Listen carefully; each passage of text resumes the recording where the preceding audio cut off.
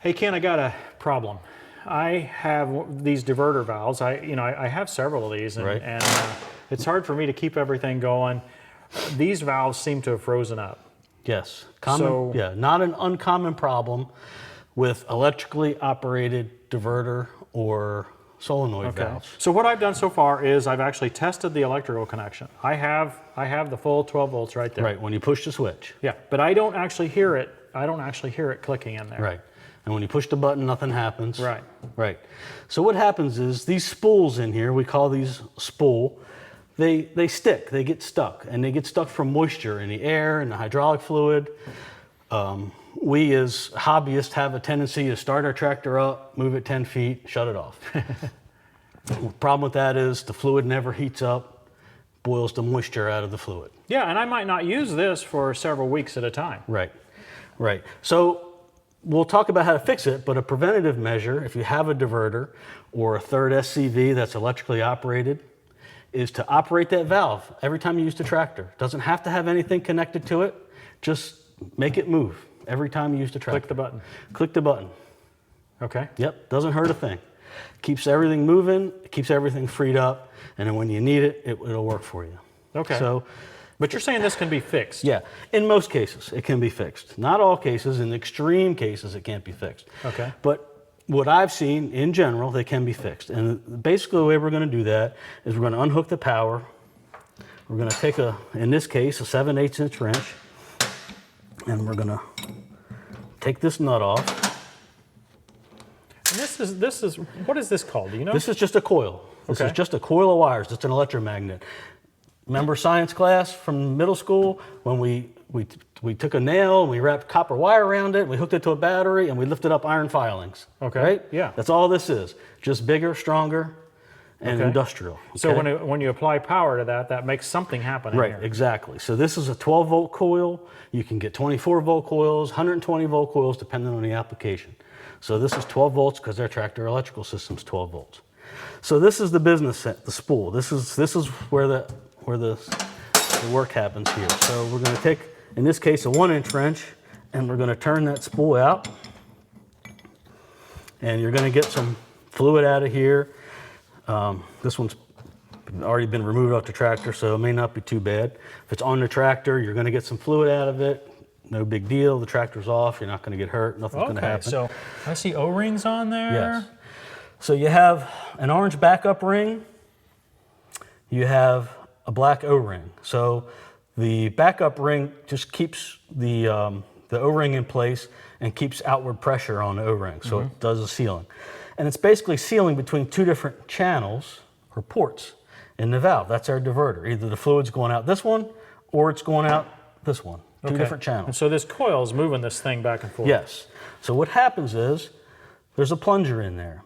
Very tight tolerances, thousandths of an inch of tolerances, so you don't get leak by from one channel to the other.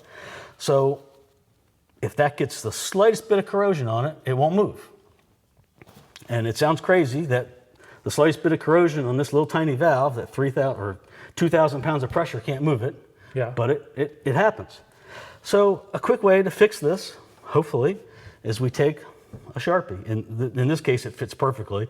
In another valve, maybe we need another tool, but take just a regular old Sharpie.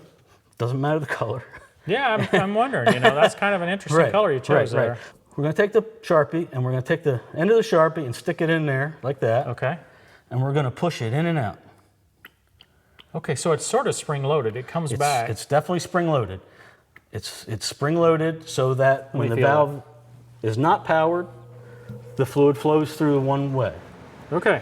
So you're pushing that plunger, and you see the ports open and close. You can actually see it here. Yes. So and that's got it freed up. Right. So the one port closes, the other port opens, and that's how a diverter works. It's interesting. It wasn't really very tight. It wasn't really very tight. And but it the doesn't oil's take not much. got enough. It does. I can't explain that part of it. Okay. And maybe we've only taken one spool out of here. Maybe the other one's the one that's really stuck. Yeah. We're going to do this, you know, to both spools. We're in it this far. We're going to check both of these spools. So the reason we have two on this diverter is because it has to divert both hoses, the pressure and the return. Yeah, the way this the way this valve is machined, this is machined out of a solid piece of bar stock, and it's machined in two halves. You could actually saw it down the middle and separate it, and it would still work. Okay. It's a A side and a B side. It's the way this particular valve is made. Some diverter valves have just one solenoid, and they're a cast steel assembly rather than a machined aluminum. And so this is a little bit easier to manufacture, and because of the design of this, we only have hoses coming out of two sides of this, so we can have a little bit better mounting options on this particular. This is the same one that we sell on our website and Artillian uses, whereas the other ones have valves or ports or hoses coming off of three sides of it. Just makes it a little bit, takes up a little bit more room. Even though this looks physically bigger, by the time you add all the hoses, the other one actually takes up a bit more room. That's a good point for folks. A lot of times we see that managing the hoses is one of the biggest parts of any hydraulic addition we Yes, do. You know, we do absolutely. the simplest little hydraulic change, and we feel like we have hoses going everywhere. It really is amazing. Absolutely. So on the diverter, so we've made sure that this spool is clear and moving well. So we're just, we're cleaning it up. We make sure we've got nothing, no debris in there. So we're going to put this on. This is an O-ring seal, so it doesn't need to be, you don't need to stand on the wrench to tighten it up. It just needs to be a really good snug. We'll take our 1-inch wrench.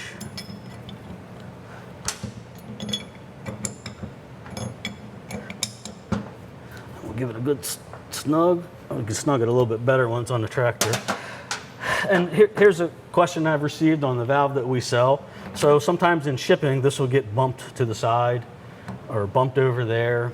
This doesn't matter. This does not care where it lives on here. This can be turned any direction. It does not matter. So you can orient these plugs any way you want, depending on the installation. So then we'll just put this nut on here, and again, all you're doing is holding this coil on here. On these, there's a little bit of a red Loctite material, more of a paste on these that's pre-installed from the factory. So I can't really put that on by hand, and this just needs to be, again, just a little snug. It does not need to be tight at all.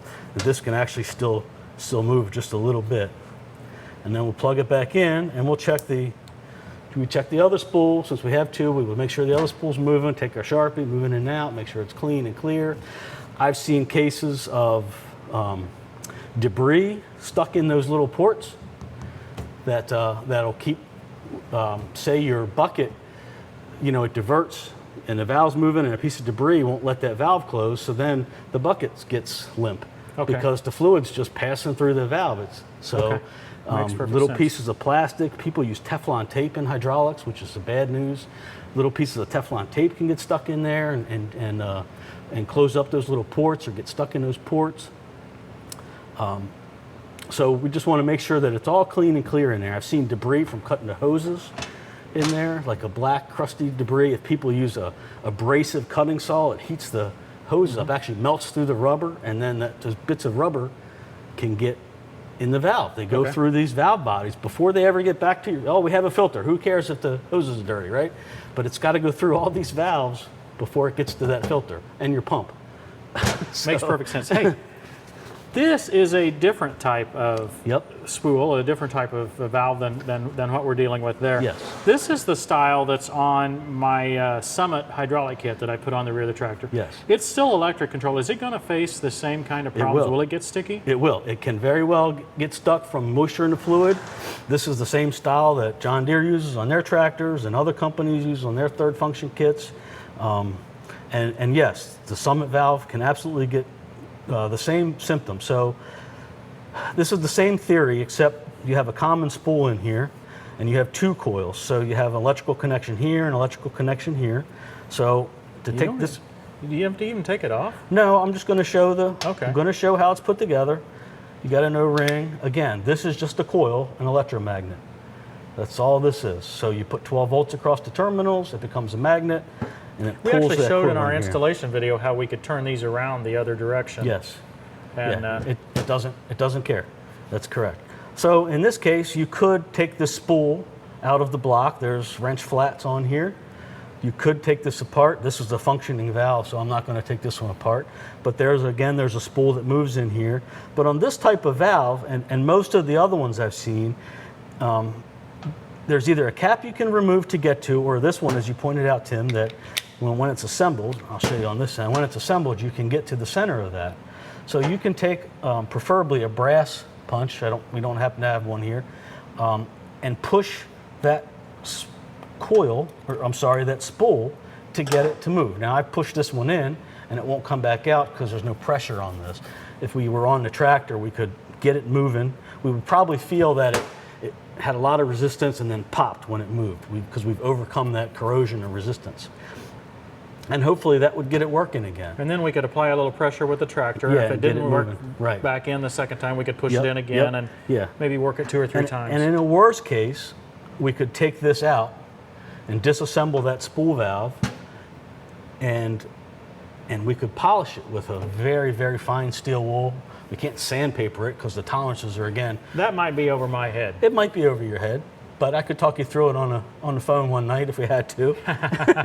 But there's a lot of do-it-yourselfers out there that would be willing to try it. It's already broke, right? So why wouldn't we could try it? Yeah. Hey, speaking of which, I think it'd be fun to have you on a live stream with us at some point. I think it'd be great if you'd get on and you could answer some folks' questions about some of their specific hydraulic situations, or just, I think it'd just be fun. I'd be open to that. Absolutely. Yeah, that would be fun. Okay, we'll try to schedule something like that soon, and hopefully we can, we can interact with and get some questions from Very different good. viewers. And I don't have to get my hands dirty. Folks, I hope you've enjoyed this. Solutions to a couple of problems here, and thanks for getting my valve working again. Absolutely. Thanks for watching, everybody. We'll see you next time on Tractor Time with Tim.